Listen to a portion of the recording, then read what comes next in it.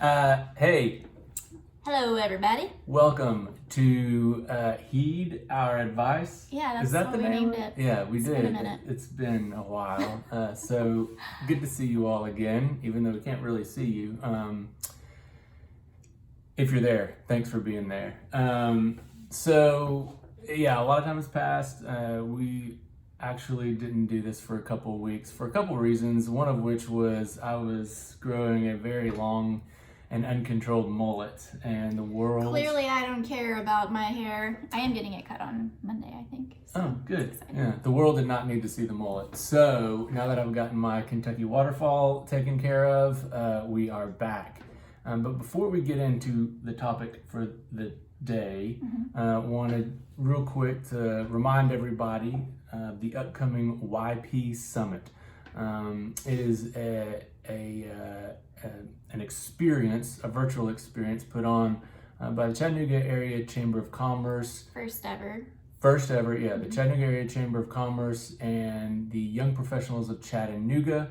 It's their first ever YPeace Summit. Originally, when this idea was formed, it was going to be obviously like an in-person thing. But as is the case with a lot of things in 2020, it is now a virtual summit.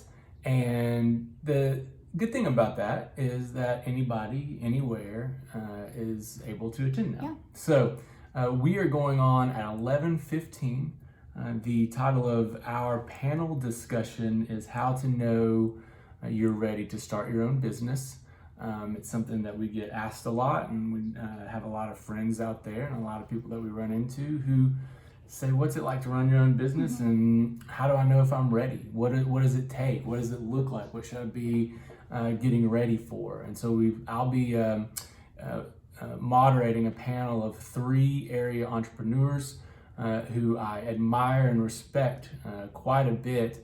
And they're going to give us the real nitty gritty on what it's like to have your own business and what you should know and when you should know that you're ready to take that plunge. We've got Adam Vasquez of Strathfire Media. We've got Brianna Garza of Chat Taste Food Tours. And then we've got your really good friend, Gabby Blades. I actually talked with Gabby about that very topic a little bit in an Instagram live she and I did last week. Yeah, it was a question that had been submitted before we started, so I guess it's a very popular topic. Yeah, so we've got information about it on our blog at heedpr.com, and then you can also go to the Chattanooga Area Chamber of Commerce's website for more information about that. So hopefully we will be able to see some of you all there. 11:15, Wednesday, June the 3rd is when we'll be taking the stage virtually. Cool. Yeah. So a topic that we talk quite a bit about here at Heed is one that is brought up by, whether it's potential clients, whether it's people just talking to us about our business. They ask if we niche in industries. There's a lot of agencies out there that are really good in one or a very few verticals, and they like to be the experts in that space and really own it. We do not niche in an industry. We've got a very robust. We got a very robust, diverse portfolio of clients that we work with, and these are people from SaaS tech startups to white collar organizations like accounting firms. You name it, healthcare.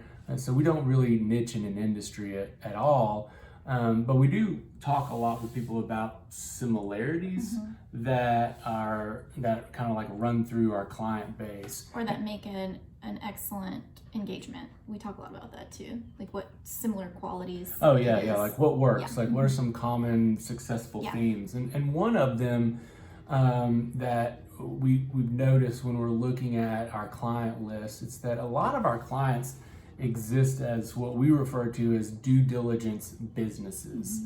And we have to explain that a little bit. So when we say a due diligence business, these are organizations, these are businesses that before people do business with our clients, they're going to do a substantial amount of due diligence. A good example of a non-due diligence business would be the tons of people who send me Instagram ads that I get served about new hats. I don't do much due diligence on those. I essentially just look at what hats they have. Buys, and here come the hats. Click purchase. That is not a due diligence business so much to say, but the due diligence business, they have typically long courtships or substantial courtships with their potential partners, and those partners are going to be vetting them. And so we work with a lot of our clients to make sure that when they're in a situation where someone is scouting them out, and they want to partner with them, whether it's to give them money, to put them on a retainer, or whether it's to get them on stage at a conference or whatever, that when people are scouting them out and doing their due diligence, that what they find on the internet about our clients is going to help them make decisions that benefit our clients. A strong positive representation. Yeah, and so we just wanted to address that a little bit with you all today. And if you're at an organization where that happens, we wanted to maybe give you some pointers, some just ideas, some tidbits that you can have in mind as you really think about the public persona that you put out there that people are going to find when they're doing their due diligence and they're digging around on you. Some of the most popular things that people can take care of when they're thinking about the due diligence that people are doing on them. One thing, obviously, is earned media. So if somebody Googles your business, obviously they're hopefully going to get your website at the top. They're going to maybe get some of your social media handles after that. But then once they keep scrolling, what are they going to find? A lot of times, obviously, you're going to want to have really favorable articles that have been written about you by different media outlets. People tend to trust those articles because they are composed and published by a third-party objective source. And so if that article frames you in a positive light, then that's going to help the person that's Googled you have a favorable opinion of you. So chasing after earned media is one of those very helpful things. Thought leadership is another one, whether that's going on radio shows to talk about your expertise, speaking at a virtual or in-person summit, things like that, to really highlight the knowledge base that you have and the command that you have of whatever the world is that your service, that your business operates in. So thought leadership is a good one. Yeah, definitely. Another one we talked about is reviews. And I think we discussed that kind of in depth in one of our last video blog posts. And really the idea there, of course, is that if somebody is searching for you, there is some trust built from people who are saying good things about you, who have had experiences with you that have been positive, that have benefited their businesses, or whatever it may have been. Having those in place is really huge. And we mentioned this last time, but for any of you guys who may not have seen, just ask. If you have great clients who you have really strong partnerships with, ask them to give you a review. We took a bit of our own advice and have been doing that ourselves lately, and it's returned some really awesome feedback for us. So reviews. Yeah. And then unique content. Yeah. So with unique content, it's similar in value to earned media in the way that it would serve you down the road. That's if somebody is Googling a particular topic that you're an expert in, they might find that information on your website. It's great for SEO.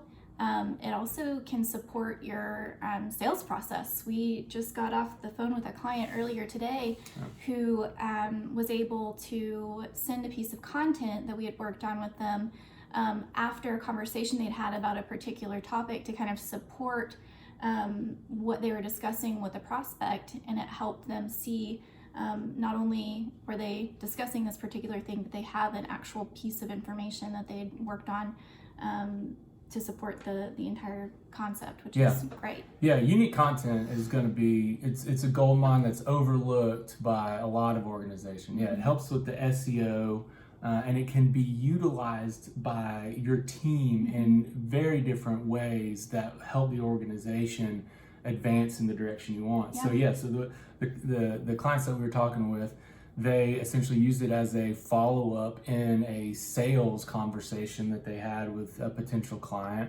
And then obviously I'm using some of the content that we developed for them, kind of spinning it up, showing how their services and products are being used. And I'm essentially using the content to get them some earned media, because essentially, especially if you exist in a nascent industry where there's not a lot of knowledge about it across the general consumership out there. So if it's something new or it's just really technical, being able to have unique content that demonstrates a use case scenario for your product really helps people wrap their minds around who you are, what you do, and your value proposition. And what does that do? It turns you into a thought leader, which is one of the other things that we are suggesting here. So these things all work together to support each other, and can also help you turn each piece into another function. Yeah. Basically. Yeah, so if there's any kind of like parting shot that we could give you today, it's obviously to be thinking about what your digital presence looks like to someone who's doing due diligence. Obviously, you want to be in a very top position if on the back end of a Google search that's related to you. You want to be, first page and as high up as you possibly can be on it. But you also need to be thinking about what happens when my potential client or whoever I'm trying to score a favorable opinion with, what are they going to find when they scroll past that first that couple hits? Dive, That. So thanks again for hanging out with us today. Glad you didn't catch the Kentucky waterfall in action. And if you're not doing anything on June the 3rd, or if you're doing anything, just get rid of it. At 11:15 in the morning, we hope to see you at the YP Virtual Summit.